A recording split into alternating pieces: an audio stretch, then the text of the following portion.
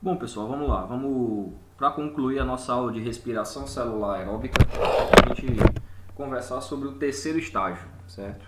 Lembrando que a gente já falou dos dois estágios iniciais, falta a gente falar do terceiro estágio para complementar e finalizar esse nosso assunto, beleza? O terceiro estágio do processo de respiração celular aeróbica, pessoal, digamos assim, em termos de produção de ATP, ele vai ser o mais importante, tá? Por quê? Porque a maioria do ATP gerado durante todo o processo de respiração celular aeróbica, tá? Vai acontecer justamente nesse estágio, tá? O terceiro estágio ele tem um nome bioquímico um pouco longo e complexo. A gente chama ele de cadeia transportadora de elétrons acoplada à fosforilação oxidativa, certo? Mas ele também tem um nome, digamos assim, mais simples, que é o que a gente vai utilizar mais, que nós chamamos de cadeia respiratória, beleza? Vamos lá, vamos entender como é que funciona a cadeia respiratória.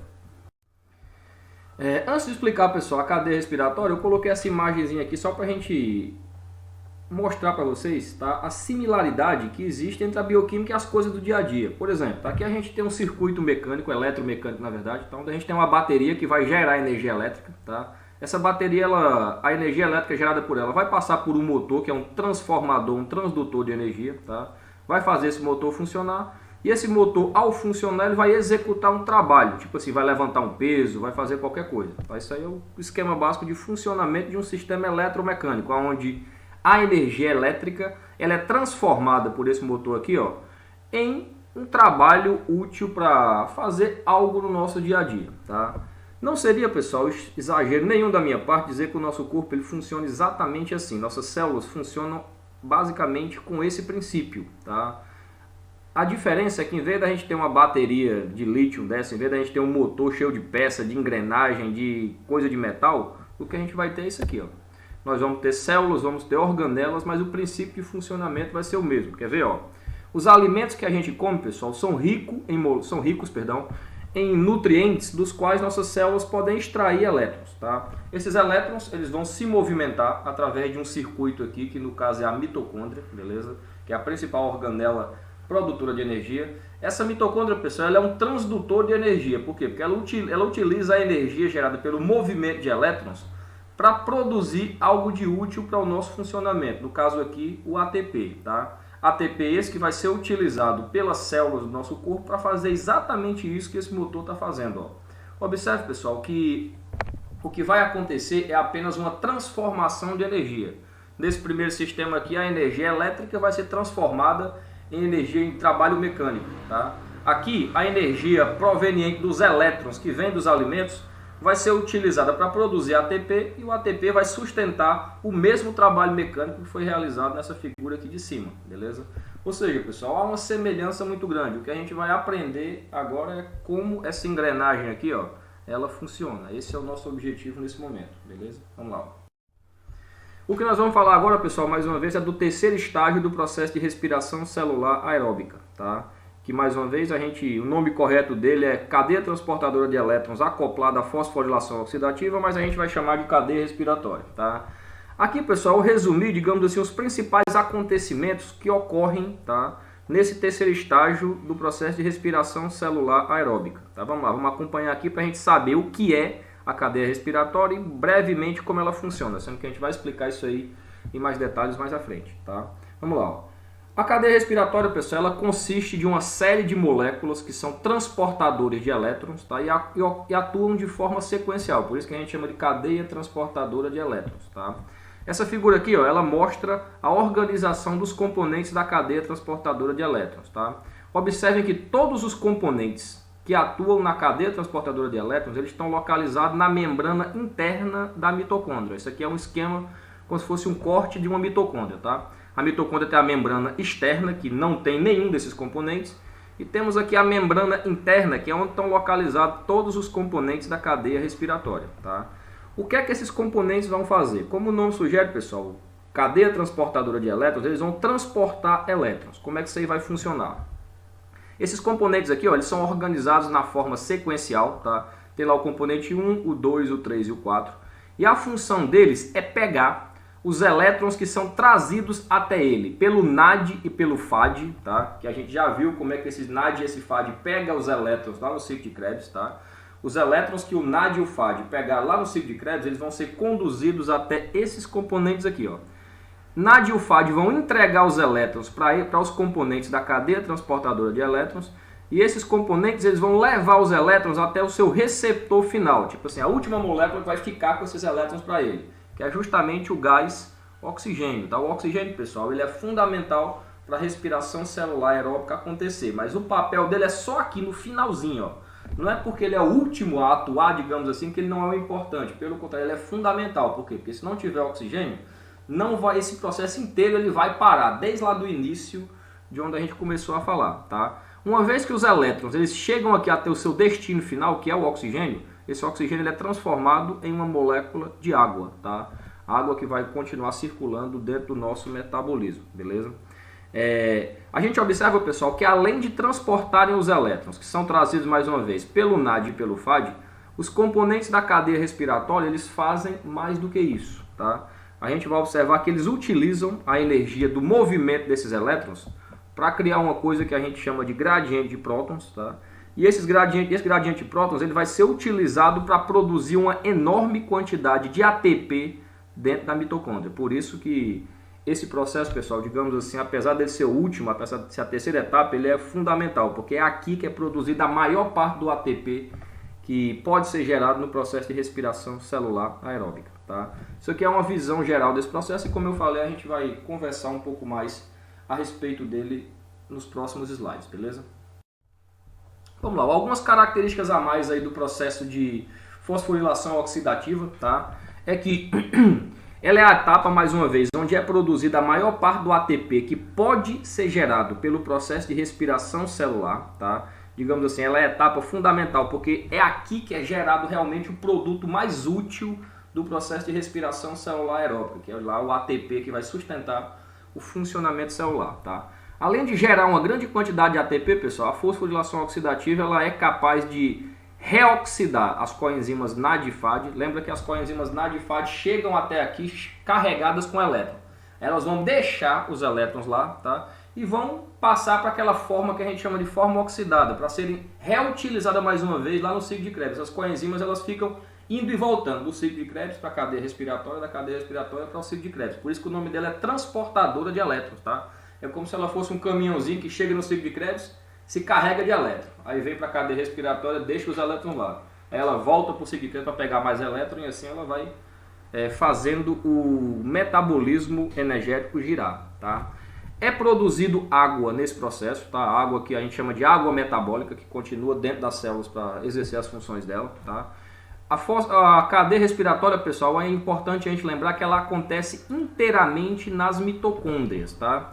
Especificamente onde da mitocôndria? Mais uma vez, na membrana interna da mitocôndria, que é aquela membrana de dentro. É aqui que está todos os componentes que atuam na cadeia respiratória, certo? A gente observa, pessoal, que as enzimas que fazem parte aí do processo de fosforilação oxidativa, elas vão ter a capacidade de gerar uma grande quantidade de ATP, tá? E mais uma vez, esse processo ele é vital para a sobrevivência da enorme maioria das células humanas. Quase todas as células humanas só conseguem produzir ATP porque elas realizam esse processo. Tá? Qualquer coisa que interfira tanto na fosforilação oxidativa quanto nos estágios anteriores da respiração celular aeróbica podem provocar danos significativos à vida das células humanas. Inclusive a gente vai até ver um exemplo disso aí mais à frente. Tá? Vamos lá. Uma vez que a gente falou aí o que seria a cadeia respiratória de uma forma geral, tá? Vamos lá, vamos identificar os seus componentes. Como eu falei anteriormente, pessoal, todos os componentes da cadeia respiratória vão estar localizados na membrana interna da mitocôndria, certo? Esses componentes, pessoal, eles são bem importantes, certo? E é importante que a gente saiba pelo menos que eles existem. Eu não vou detalhar cada um deles, porque se a gente fosse fazer detalhamento bioquímico, a gente ia se estender um pouco demais. Mas vamos lá, vamos ver isso aqui de forma simplificada. É o seguinte. Os componentes da cadeia respiratória, pessoal, eles são chamados de complexos, tá? E são 4. Tem o complexo 1, o complexo 2, o complexo 3 e o complexo 4, tá? Todos os 4 complexos, eles estão localizados na membrana interna da mitocôndria. Eles atuam de forma sequencial. Como é que isso aí vai funcionar, tá? O complexo 1, a função dele é receber os elétrons que são trazidos pelo NAD. Tipo assim, todos aqueles NADs que a gente viu ser produzido lá no ciclo de Krebs, eles vão chegar aqui, ó, e doar os elétrons dele para o complexo 1. Tá? O complexo 2, a função dele é receber os elétrons trazidos pelo FAD, tá? Aqueles FADs que a gente viu ser produzidos lá no ciclo de Krebs, eles vão chegar aqui, ó, e doar os elétrons dele para o complexo 2, tá? Tanto o complexo 1 quanto o complexo 2 vão entregar esses elétrons para esse componente aqui que a gente chama de coenzima aqui, tá? E através dela esses elétrons vão chegar até o complexo 3. Do complexo 3, esses elétrons vão ser transferidos para o complexo 4, tá? E o complexo 4 ele vai se encarregar de entregar os elétrons para o receptor final. E mais uma vez, quem é o receptor final desses elétrons? Justamente o gás oxigênio. É aqui que esse oxigênio ele entra em ação, tá? Quando o oxigênio ele recebe esses elétrons, ele sofre uma reação química, ele é transformado em moléculas de água. A água é um dos subprodutos, digamos assim, do processo de respiração celular aeróbica, tá? Na respiração celular aeróbica, pessoal, por exemplo, quando a gente pega uma molécula de glicose e vai olhar todo o metabolismo dela, ao final o que a gente vai ter de produto é o ATP, que é o que vai ser útil para o funcionamento celular, gás carbônico e água, tá? O gás carbônico é um resíduo, tem que ser jogado para fora, e a água pode permanecer dentro da célula, cumprindo lá todas aquelas funções que a gente já sabe que a água desempenha, beleza? A gente vai ver, pessoal, que além de transportarem elétrons, tá? Esses complexos aqui, ó, essencialmente, o complexo 1, o complexo 3 e o complexo 4, eles têm uma outra função nesse processo, tá? Além de serem transportadores de elétrons, ou seja, além deles terem como finalidade receber os elétrons do NAD e do FAD e levar até o oxigênio, tá? Eles fazem outra coisa. O complexo 1, o complexo 3 e o complexo 4, tá? Eles funcionam como bombas de prótons. Vamos lá, deixa eu explicar isso aqui, ó. Esses complexos, o 1, o 3 e o 4, eles utilizam a energia elétrica que é gerada pelo movimento dos elétrons aqui, ó, no seu interior, para pegar prótons. O que é o próton, mais uma vez? O íon de hidrogênio com carga positiva. O íon de hidrogênio que perdeu o elétron, tá? Para pegar prótons que estão dentro da mitocôndria, ó, e bombear esses prótons, ou jogar esses prótons para o espaço que fica entre as duas membranas da mitocôndria, tá? Tipo assim, eles pegam o próton que está aqui dentro da mitocôndria e vai jogando para fora, tá? Tanto o complexo 1, quanto o complexo 3, quanto o complexo 4 são capazes de fazer isso, tá? O complexo 1 movimenta 4 prótons, o 3 também 4 prótons e o 4, 2 prótons, tá? A gente vai ver, pessoal, que esse processo de bombeamento de prótons ele é vital para que haja produção de ATP, conforme a gente vai ver agora, tá? Vamos lá. Vamos lá, enfim, como funciona realmente a cadeia respiratória? Seguinte, o que eu fiz até agora, vamos lá, foi dizer o que ela era, tá? Dizer onde ela está localizada, tá? E explicar os seus componentes. Ó. Só para a gente relembrar, a cadeia respiratória, todos os componentes dela estão aqui, ó, na membrana de dentro, na membrana interna da mitocôndria, tá?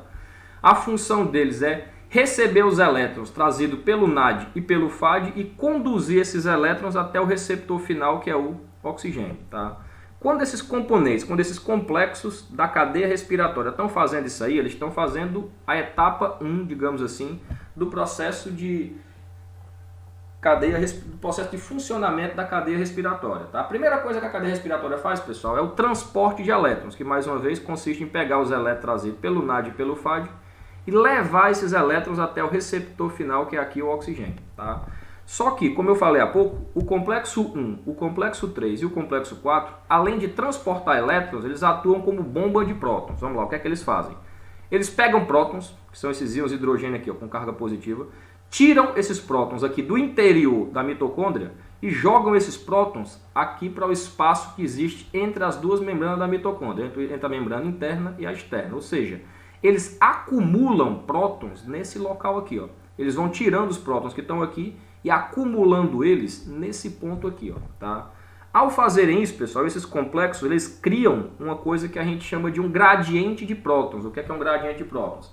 Esse local aqui, ó, ele fica cheio de prótons, tá? Enquanto que dentro da mitocôndria ele fica com a quantidade menor de prótons. Ele deixa o espaço intermembranar repleto, cheio de prótons, tá? Porque o processo de bombeamento joga esses prótons para esse local, tá? Enquanto que a parte interna da mitocôndria ela fica com uma quantidade menor desses prótons. Essa diferença na concentração de prótons entre o espaço intermembranar e o interior da mitocôndria, a gente chama isso aí de um gradiente de prótons, ou uma força protomotriz, tá? A produção desse gradiente de prótons, pessoal, vai ser fundamental para que a cadeia respiratória ela cumpra o papel principal dela, tá? Que é a produção de ATP, certo? Como é que isso aí vai se dar? Tipo assim, ó, Agora, digamos assim, vem a parte mais importante. À medida que os prótons se acumulam aqui, ó, no espaço intermembranar, tá? Na mesma membrana mitocondrial interna existe uma proteína de membrana que ela é fundamental, é uma das proteínas de membrana mais importantes para a vida em nossas células, tá? A gente chama ela de ATP sintase mitocondrial, tá bem aqui ela. Para que serve a ATP sintase mitocondrial? Ela é um poro, ela é um canal, tá? Que tá bem aqui ela, através do qual os prótons que estão sendo jogados para cá, ó, eles podem voltar para dentro da mitocôndria, tá? Só que à medida que esses prótons eles retornam para dentro da mitocôndria, a ATP sintase ela usa o movimento desses prótons, tá? Para fazer, digamos assim, a coisa mais importante, que é juntar o ADP mais o fosfato e produzir ATP, tá? É através dessa enzima aqui, ó, que o transporte de elétrons e o gradiente de prótons eles são usados para produzir uma enorme quantidade de ATP. É aqui que, digamos assim, como dizia um professor meu, é aí que a mágica acontece, tá? Esse processo de produção de ATP pela ATP sintase mitocondrial, pessoal, ele recebe até um nome engraçado. A gente chama ele em bioquímica de catálise rotacional. Por quê? Porque essa enzima foi visto o funcionamento dela, é como se ela ficasse girando, e à medida que ela gira, sendo movimentada pelos prótons que voltam através dela, ela produz uma grande quantidade de ATP, tá? Ou seja, pessoal, o que a gente chama de cadeia respiratória, que é o terceiro estágio da respiração celular aeróbica, tá? Na verdade, ela precisa dessas três etapas fundamentais. Precisa que aconteça o transporte de elétrons, tá? Precisa que seja produzido um gradiente de prótons, tá? Coisa que é feita pelos componentes da cadeia respiratória. E esse gradiente de prótons, uma vez gerado, ele é utilizado para produzir uma enorme quantidade de ATP pela ATP sintase mitocondrial. Uma vez que isso aí acontece, a respiração celular aeróbica ela cumpriu o seu papel fundamental, que é produzir ATP, que vai sustentar o metabolismo celular, beleza? Só falar um pouquinho aqui da ATP sintase mitocondrial, devido à importância dela. Mais uma vez, a ATP sintase mitocondrial, pessoal, é uma enzima que está presente na membrana interna da mitocôndria. É através dela que vai haver a produção de ATP, tá? Essa enzima ela tem duas partes. Tem uma parte que a gente chama de porção, o parte F0, tá? Que é um canal por dentro do qual os prótons voltam do espaço intermembranar para dentro da mitocôndria, certo? E temos a parte ou porção F1, que é aqui onde o ATP ele é produzido. Essa porção aqui, ó, que vai juntar o ADP com o fosfato para produzir o ATP. Digamos assim, é aqui que a bateria da célula ela é recarregada. É aqui que é acumulada energia na forma de ATP. E mais uma vez, ATP esse que vai sustentar as diversas formas de trabalho executado por todas as nossas células, tá? Isso aí, pessoal, é um processo, mais uma vez, tão vital que se por um acaso isso aí parar, o metabolismo inteiro ele pode parar e a célula pode não sobreviver, tá? Inclusive a gente vai até ver depois um exemplo de como isso aí pode acontecer, tá? Vamos lá. Em bioquímica, pessoal, a gente costuma quantificar tudo. Tipo assim, se a gente quisesse calcular a relação entre ATP, NAD e FAD, a gente poderia fazer. Por exemplo, foi feito estudos e foi visto que para produzir um ATP aqui na ATP sintase, é necessário que aproximadamente 4 prótons voltem por ela. Tipo assim, a cada 4 prótons que voltam por dentro dessa enzima, ela consegue produzir um ATP. Tá? Foi calculado também, viu-se que para cada NAD são movimentados 10 prótons para fora da mitocôndria. Tipo assim, ó, o NAD ele entrega os elétrons dele bem aqui, ó, nesse complexo. Aí o complexo 1, quando os elétrons do NAD passam por ele, ele bota 4 prótons para fora. Esses mesmos elétrons, quando passa pelo complexo 3, vai mais 4 para fora. E esse aqui, quando passa pelo complexo 4, vai mais 2. Tipo assim, ó. Um NAD, ele é capaz de movimentar 10 prótons para fora da mitocôndria, aqui para o espaço intermembranar, perdão, tá? Com relação ao FAD, são apenas 6 prótons, ó, porque o complexo 2, que é onde o FAD entrega os elétrons dele, ele é o único que não bombeia prótons. É tipo assim, quando o FAD entrega os elétrons dele, só quem vai bombear prótons a partir desses elétrons é o complexo 3 e o 4. Aí só movimenta 6 prótons então, tá? Tipo assim, ó. Se para produzir um ATP é necessário 4 prótons, a gente pode calcular que para cada FAD, tá, são produzidos algo em torno de 2 ATPs e meio. Tá? Por quê? Porque um FAD movimenta 10 prótons, se a gente dividir 10 por 4 dá 2,5. Isso aqui é a proporção aproximada. Tá? Ou seja, para cada FAD daquele, pessoal, que a gente viu ser produzido lá no ciclo de Krebs, lá na glicólise, tá? São produzidos dentro da mitocôndria, dentro da cadeia respiratória, algo em torno de 2 ATP e meio. Tá? Isso aí é uma proporção, um número aproximado. Para cada FAD, a proporção é de 1 ATP e meio. Tá? Ou seja, Cada NAD e cada FAD, pessoal, que a gente viu ser produzido nos estágios anteriores, quando chega aqui, eles vão representar em termos energéticos 2 ATP e meio para cada NAD e 1 ATP e meio para cada FAD. Isso aí é a proporção aproximada, beleza? Vamos lá. Ó. Sabendo disso aqui, pessoal, você pode até calcular lá a produção de ATP ao longo de todo o processo, tá? Começando lá desde o início da quebra da glicose até a cadeia respiratória. E ao final, pessoal, você vai obter aí 32 ATP, conforme eu vou mostrar mais à frente, tá? Mas só para a gente relembrar, ó.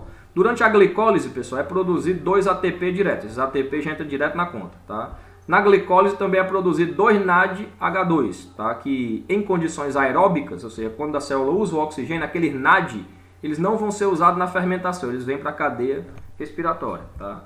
Quando acontece a transformação do piruvato em acetilcoenzima A, é gerado mais 2 NAD, que vai entrar na cadeia respiratória também, tá? Os 2 acetilcoenzima A, ao entrar no ciclo de Krebs, conforme a gente já falou, eles geram 6 NAD e 2 FAD, tá? A gente falou disso aí. E também é gerado 2 ATP, que vai entrar na conta de ATP direto lá no ciclo de Krebs, tá?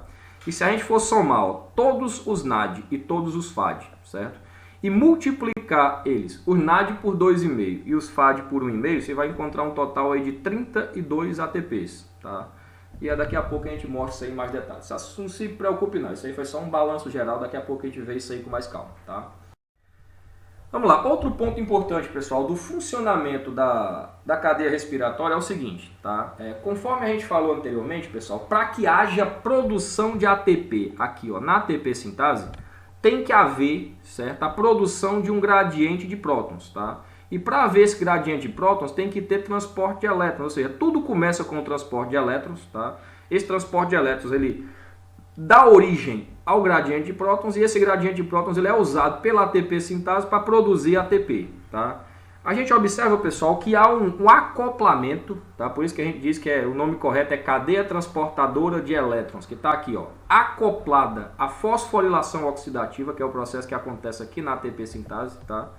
E a gente observa, pessoal, que esses processos realmente eles são interdependentes, tá? Eles são interdependentes por quê? Porque se um parar, o outro para também. Por exemplo, se por um acaso o transporte de elétrons ele foi interrompido por alguma coisa, não vai mais haver gradiente de prótons e, consequentemente, a produção de ATP ela vai parar também, tá? Se por um acaso, digamos assim, a ATP sintase ela parar de funcionar, os prótons vão se acumular aqui, ó, e o transporte de elétrons ele vai parar também. Ou seja, todo o processo que acontece ao longo desse terceiro estágio, pessoal, ele é interdependente. Ele é interdependente, uma coisa depende da outra, tá? Se por um acaso um desses processos for interrompido, consequentemente os outros serão também. A gente chama isso aí em bioquímica de acoplamento quimiosmótico, tá? Então tem até um nome bonito para falar disso aí, mas mais uma vez não precisa se preocupar com esse nome bonito não, tá? Mas isso aqui, pessoal, é útil para a gente entender uma coisa bem legal, até aplicável à área da saúde. Quer ver? Ó, vamos lá. Ó.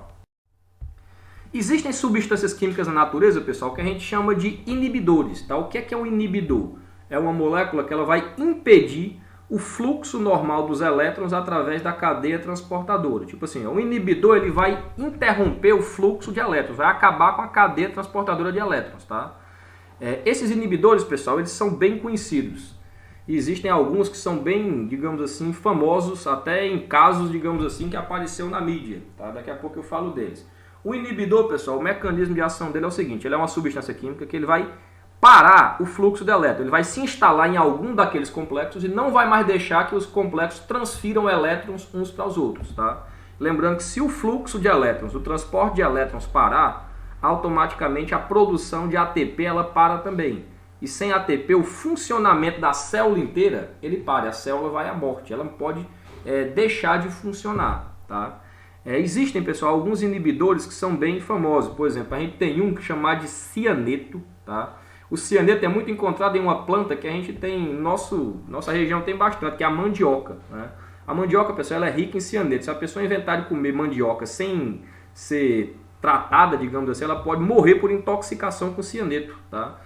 Em alguns locais que o pessoal cria animais e alimenta esses animais com mandioca, tá? E se não tiver o devido cuidado, ele pode matar os animais intoxicados com cianeto. Eu já vi isso aí acontecer ao vivo e a cor lá no sítio do meu avô, tá? Por exemplo, a mandioca é usada para produzir farinha, mas para se livrar do cianeto, o cianeto ele é gasoso. Você tem que aquecer a mandioca bem muito, é para o cianeto evaporar. Aí sim, depois que ela evapora, você pode comer tranquilamente, tá? Tem um outro bem importante também, que é o monóxido de carbono, tá? O monóxido de carbono, pessoal, ele é produzido pela queima de determinadas coisas. Por exemplo, queima de combustíveis, como óleo diesel, gera monóxido de carbono, tá? Queima de materiais em geral, produz e libera monóxido de carbono. E o monóxido de carbono, além de atrapalhar com o transporte de oxigênio pelo corpo inteiro, ele é um inibidor da cadeia transportadora de elétrons. Se uma pessoa ela se intoxicar com monóxido de carbono, ela pode morrer, porque além de faltar oxigênio no seu corpo, o processo de produção de ATP pela cadeia respiratória ele vai parar também, tá? Inclusive, pessoal, isso aqui tem até uma curiosidade. Acho que todo mundo ouviu falar daquele incêndio que teve na Boate Kiss, lá no Rio Grande do Sul, que morreu um monte de gente, tá?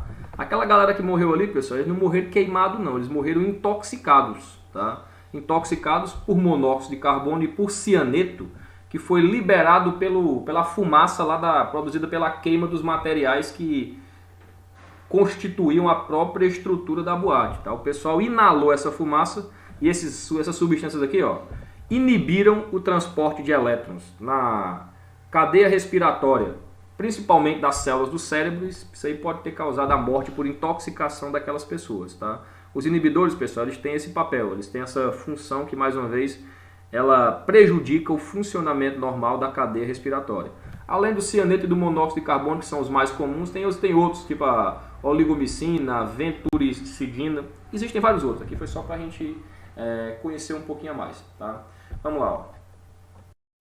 Além dos inibidores, tem uma outra classe de moléculas que a gente chama de desacopladores. O que seria o desacoplador? Tá? Ele tem um funcionamento diferente do inibidor. O desacoplador, pessoal, são moléculas que atuam causando lesões, causando danos à integridade da membrana mitocondrial interna. E dessa forma elas vão dissociar ou desacoplar o transporte de elétrons da síntese de ATP. Tipo assim, o desacoplador ele cria um buraco na membrana interna da mitocôndria. Aí os prótons lá, em vez de voltar por dentro da ATP sintase para produzir ATP, eles vão voltar por dentro desse buraco criado pelo desacoplador. E assim eles separam, digamos assim, ou desacoplam o transporte de elétrons da síntese de ATP. O desacoplador, pessoal, digamos assim, ele não tem um efeito tão drástico como o inibidor, tá? O que ele faz é reduzir a produção de ATP. E se essa redução, digamos assim, ela não for drástica demais, a célula pode até se manter viva ainda. O que vai acontecer é que ela vai produzir uma quantidade menor de ATP, tá? Existem vários desacopladores conhecidos. Tem a validomicina, tem o DNP, que é muito utilizado em laboratório em pesquisa, e tem a termogenina. Isso aqui é legal, é um desacoplador natural, tá? Os bebês recém-nascidos, pessoal, eles têm um tecido adiposo especial, que a gente chama de tecido adiposo marrom, tá? Vocês vão ver isso aí semestre que vem na histologia. O tecido adiposo marrom, pessoal, dentro da mitocôndria dele tem lá uma proteína chamada de termogenina, tá? Que ela é um desacoplador. A função da termogenina natural é que, quando ela está presente na mitocôndria, em vez da mitocôndria produzir uma grande quantidade de ATP, ela vai produzir uma quantidade maior de calor. Aí esse tecido adiposo marrom ele serve para manter o corpo do bebê aquecido. Até uma curiosidade a respeito da utilização desse componente, tá?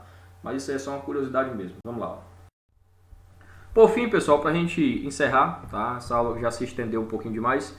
Só para a gente relembrar, quando a gente vai analisar o metabolismo aeróbico da glicose, ou seja, analisar quando nossas células pegam a glicose e utilizam ela como fonte de energia, através da respiração celular aeróbica, tá? O metabolismo da glicose vai acontecer em 3 estágios. Primeiro vai acontecer a via glicolítica, tá? E após o piruvato ser transformado em acetil-CoA, vai acontecer o segundo estágio, que é o que a gente chama de ciclo de Krebs, tá? Após o ciclo de Krebs acontecer, vai ocorrer lá o terceiro estágio, que é o que nós conhecemos como cadeia respiratória, tá? Foi justamente esses pontos que a gente viu até agora, tá?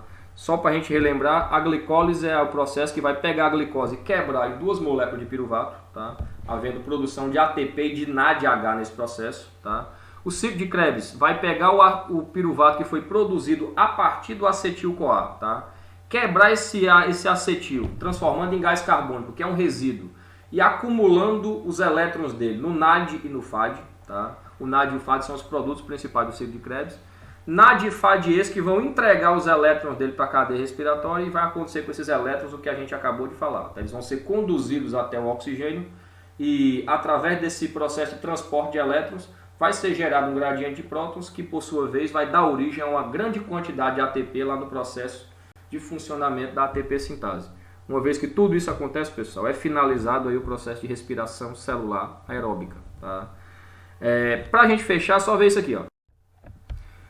O resumo do rendimento energético. Tipo assim, se a gente fosse compatibilizar, pessoal, tudo que é produzido de útil ao longo de todo o processo de respiração celular aeróbica, pessoal, a gente ia chegar nesse ponto aqui, ó. Seguinte, durante a glicólise, que é a etapa inicial, tá, vai ser produzido de útil para a célula 2 ATPs e 2 moléculas de NADH, tá? Além dos 2 piruvatos lá. Tá?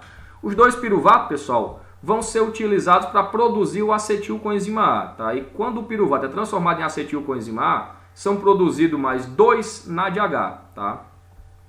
Os acetilcoenzima A produzidos por essa reação, tá, vão entrar no ciclo de Krebs e vão fazer ser produzido no ciclo de Krebs 6 moléculas de NADH, 2 moléculas de FADH2 e 2 ATP. Tá? E como é que vai ser isso aí? Ó? Se a gente juntar tudo de útil que foi produzido aqui, pessoal, lembrando que o gás carbônico ele é um resíduo, ele não entra nessa conta. Tá? Se a gente for juntar tudo que é produzido de útil, a gente vai ter que é produzido ao longo desse todo esse processo diretamente 4 ATPs, que a gente chama isso aqui de fosforilação anil do substrato, ó, 2 ATP da via glicolítica e 2 aqui do ciclo de Krebs, vai dar 4 ATP. Tá? Se a gente juntar todos os NAD, dá 10 NADs, tá? São 2 NAD aqui, 2 aqui, 6 no ciclo de Krebs, dá 10 NAD, e 2 FAD que é produzido no ciclo de Krebs. Aí tipo assim, ó, lembra que para cada NAD é produzido 2 ATP e meio, para cada FAD 1 ATP e meio. Se a gente multiplicar 10 por 2,5 dá 25 aqui, ó, e 2 por 1,5 dá 3. Aí vai lá, ó. 3 mais 25, 28, mais 4, 32 ATPs. Tá? Isso aí é o rendimento energético a partir de uma molécula de glicose. Tá? Se você voltar lá no início dessa aula, pessoal, quando eu mostrei lá a diferença de respiração aeróbica para a respiração anaeróbica, e falei que a respiração aeróbica ela é mais eficiente porque ela gera mais energia, é justamente aqui que eu queria chegar. Ó. A respiração celular aeróbica ela gera até 32 moléculas de ATP a partir de uma glicose. Enquanto que a respiração anaeróbica só vai render isso aqui, ó, esses 2 ATPzinhos. Por isso que a respiração aeróbica ela é mais eficiente e é por isso que ela é vital para a sobrevivência do nosso organismo. Tá? Como eu falei, pessoal, a respiração celular aeróbica ela é vital para que todas as nossas células produzam o ATP necessário para o seu funcionamento. Tá? E se por algum motivo isso aí parar, consequentemente o organismo inteiro ele para. Tá? É por isso, pessoal, que, por exemplo, se a pessoa não tiver oxigênio suficiente circulando no seu corpo, tiver com um problema respiratório, tiver com asfixia ou qualquer coisa do tipo, sem oxigênio, isso tudo aqui ó, não acontece. E o problema principal vai ser a falta de ATP dentro da célula. E sem ATP a célula não vai conseguir se manter viva. Tá? Por isso que o oxigênio ele é tão vital. Beleza? Bom, pessoal, essa aula ela fica por aqui. Tá? A disciplina de bioquímica ela também vai ficando por aqui, o que é uma pena que ainda tinha muito mais coisa para a gente falar. Tá? Infelizmente não deu tempo, mas a gente conseguiu cumprir aí pelo menos as partes, digamos assim, mais importantes do conteúdo programático da disciplina. Tá? Qualquer dúvida, pessoal, qualquer coisa é só falar. Quem tiver interesse aí em estudar algo a mais em bioquímica, eu estou à disposição. Tá? Vocês têm o meu contato, é só entrar em contato comigo que eu vou ter o prazer maior do mundo de orientar vocês aí em estudos posteriores, caso seja da vontade de vocês. Beleza? Um abraço a todos, fiquem com Deus e vamos rezar para logo logo a gente poder se encontrar pessoalmente, não apenas pela tela do computador. Um abraço, pessoal.